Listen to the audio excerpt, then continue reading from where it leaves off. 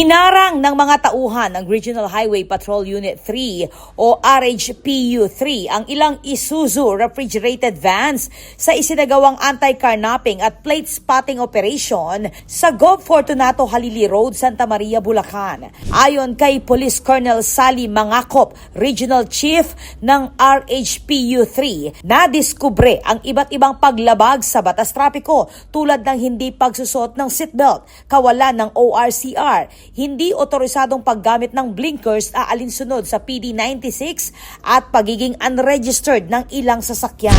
Wala silang dokumentong may ipakita kagaya ng Certificate of Meat Inspection na galing dapat sa National Meat Inspection Service. Sa ngayon inaalam pa namin kung smuggled goods na ba ito local. Mga nasa 28 tons, around 28 tons daw. 28 tons. Sabi nila nasa more or less 10 million pesos ang halaga ng cruising meat na ito. Sa inspeksyon, inamin umano ng mga driver na may karga ang mga ito na frozen meat products, ngunit nabigong magpakita ng kaukulang dokumento na magpapatunay sa legalidad ng kargamento. Dadalhin nga ito sa pulilan, hindi alam ng mga driver kung saan eksaktong lugar ang pagdadalhan nila. Saan po galing yung mga karne yan? Sa Ali Restorative Facility sa Santa Maria, Bulacan. Tinatayang nasa 10 milyong piso umano ang halaga ng mga undocumented frozen meat. Ayon sa National Meat Inspection Service o NMIS Region 3, itinuturing na hot meat ang nasabing produkto. Ito yung mga meat products na nasa bat ng Highway Patrol Group.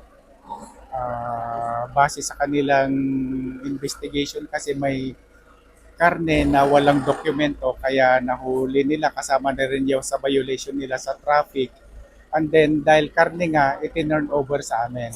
So i-render yan, iluluto nila, sisirain para hindi na babalik sa palengke kasi kung ganyan maaring ibenta nila ulit at papunta nga sa palengke, bibilin ng ating mga consumers, yun, kakain sila ng karneng walang dokumento, mahirap na baka magkasakit pa sila. Ang mga nakumpiskang frozen meat, pinaniniwalaang nanggaling sa Brazil. Ito raw ay mga quality o premium leg ham na posibleng ibenta sa merkado.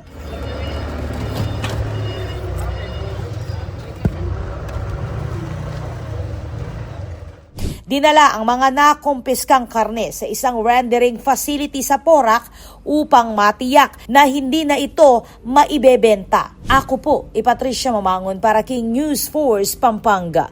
Balitang tutuking Balen, susuyo.